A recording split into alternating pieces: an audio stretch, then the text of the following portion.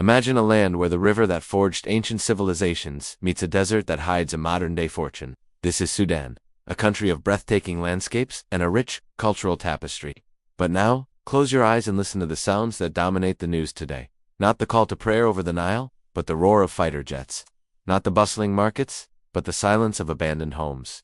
Sudan is in crisis, a nation tearing itself apart in a conflict that has pushed millions to the brink. But why? The surface-level answers of political rivalries and clashing generals only tell part of the story. To truly understand the tragedy unfolding in Sudan, you must look beneath the soil, because the very ground beneath the feet of its people is both a promise of a prosperous future and the source of a relentless curse. The sands of Sudan are laced with gold, its rocks infused with uranium and other minerals critical to our modern world. It is a buried treasure chest, and the map to it has been circled by global powers, turning a national crisis into an international scramble. So, how did a nation with such immense potential for wealth become a symbol of humanitarian disaster? The story begins with what lies underground. For decades, Sudan's economy ran on oil, but when the South seceded in 2011, it took with it 3/4 of the reserves. The North was left reeling, but it still had its ancient secret: gold. Today, Sudan is Africa's third-largest producer of gold, a fact that should spell economic stability. Instead, it has become the central prize in a vicious power struggle.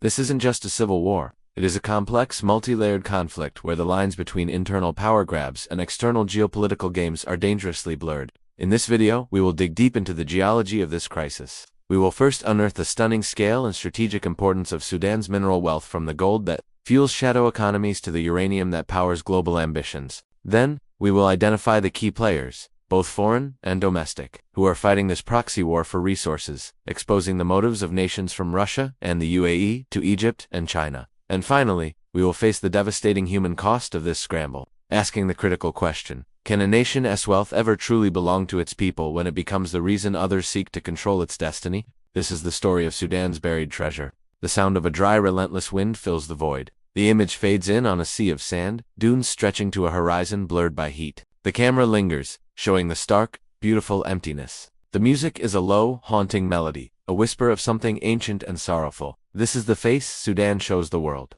A land of timeless silence, of vast open spaces that speak of scarcity and survival. It is a magnificent illusion, because beneath this seemingly barren surface, hidden from the sun, lies a secret that has shaped human destiny for millennia. Wealth, an ocean of mineral wealth so vast and so critical that it has become a modern-day curse, a poison in the soil that fuels a war tearing a nation apart at its seams. This is not just a conflict between generals. It is a complex, international scramble for treasure. A geopolitical game where the people of Sudan are the pawns, and the prize is buried deep within their earth. Abrupt cut to the chaotic, deafening reality of an artisanal gold mine.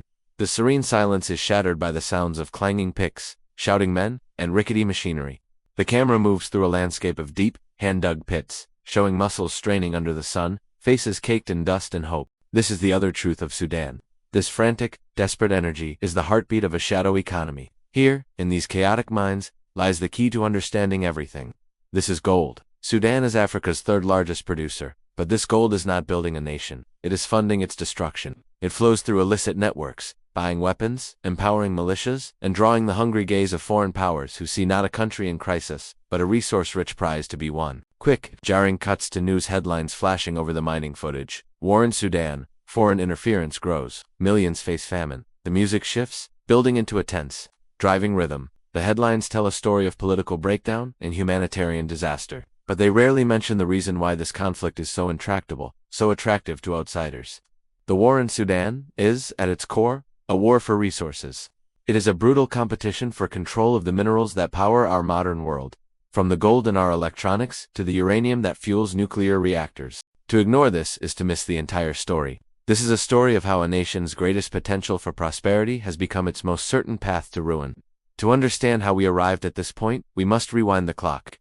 For years, Sudan's economic engine was oil, but in 2011, a political earthquake hit. South Sudan seceded, taking with it roughly 75% of the unified country's oil reserves. The North, with its capital in Khartoum, was left financially crippled, staring into an economic abyss. This crisis forced a dramatic shift in focus back to the ancient wealth that had always lain beneath the Nubian deserts. Solid minerals, and what they found was not just a lifeline, but a potential empire. So, what exactly does Sudan possess?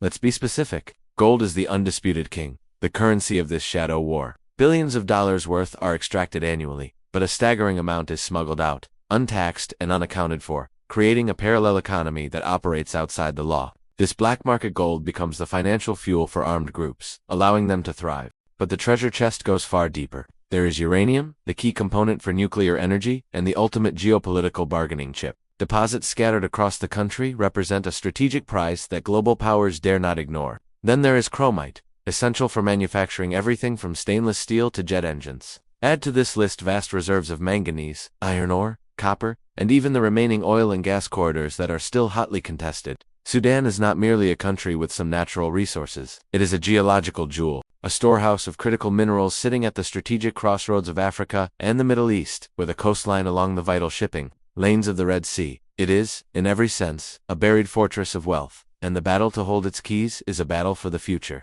This brings us to the cast of characters in this tragic play. The primary Sudanese actors, the Sudanese Armed Forces, and the paramilitary Rapid Support Forces, are not simply clashing over political ideology. They are fighting to become the sole gatekeeper of the national treasury. The group that controls the mines controls the money, and the money buys the loyalty, the weapons, and the power to potentially rule. This internal struggle for the spoils is the engine of the conflict. But the war would not be so devastating, so intractable without the foreign powers who pour fuel on the fire. Look at Russia. For years, the notorious Wagner Group, now operating under new names but the same brutal tactics, has been deeply embedded in Sudan's gold sector. Their business model is coldly efficient: offer military muscle and security services to a faction in exchange for lucrative mining concessions. This accomplishes two goals. It generates massive off-the-books revenue to fund their operations elsewhere in the world, from Ukraine to Africa, and it cranes Russian geopolitical influence right on the doorstep of Europe and the Middle East. Their long-term ambition is even more audacious: a permanent naval base on Sudan's Red Sea coast, a centuries-old Russian imperial dream that would project power across the globe. Then, look to the Gulf. The United Arab Emirates and Saudi Arabia are key players. The UAE in particular acts as a major financial and logistical hub for the flow of Sudanese gold. By providing financial support, sophisticated weapons, and political backing, they ensure this flow continues, simultaneously enriching their own economy and extending their influence in a regional competition for leadership. Saudi Arabia, while also involved in this economic game, is driven by a profound need for security. The Red Sea is its maritime border, and instability in Sudan is a direct threat. Their involvement is about keeping rivals like Iran at bay and ensuring a friendly regime sits in Khartoum. And then there is Egypt. For Egypt, the calculus is existential. It is not primarily about gold or uranium, it is about water. The Nile River is Egypt's lifeline, providing over 90% of its water. A hostile or unstable government in Sudan, which controls the river's flow upstream, could threaten the very survival of Egypt's population. Their involvement is a defensive necessity, an insurance policy written in blood and sand to protect their national survival. Moving quietly in the background is China, the patient dragon. Historically the biggest investor in Sudan's oil infrastructure, China is playing a longer, more cautious game. They are focused on protecting their existing assets and securing future mineral rights through diplomacy and economic pressure as part of their Belt and Road Initiative. They avoid direct military entanglements, but are watching closely their enormous economic stakes, ensuring they remain a powerful, if shadowy, player in the room. The consequence of this international free-for-all is the human apocalypse we witness today. This is the resource curse in its most vicious and visceral form. The incredible wealth that should be building universities, funding hospitals, and paving roads is instead being converted into instruments of death. The competition for a single mine can level an entire town. The struggle for control of a port can condemn a generation to starvation. Over 10 million people have been forcibly displaced from their homes, one of the largest displacement crises in the world. They now face famine, disease, and a total collapse of public services. The land itself is being ravaged, not only by bombs but by the toxic aftermath of illegal mining, where mercury and cyanide used to process gold leach into the water tables, poisoning communities for generations to come. The ultimate tragedy is that this war is destroying the very foundations of a future state: the educated youth, the social fabric, the physical infrastructure, ensuring that even if the guns fall silent, the path to recovery will be a journey of decades. The wealth is being looted, and the bill for the destruction is being left for the Sudanese people to pay. So, we return to the central question: why are countries targeting Sudan? The answer is now laid bare. It is the toxic convergence of a political vacuum, weak and corrupted institutions, and an immense concentration of the very minerals that define modern economic and military power. This is not a simple civil war. It is a proxy war, a resource war, a cynical and brutal competition where the suffering of millions is merely collateral damage in the pursuit of profit and strategic advantage.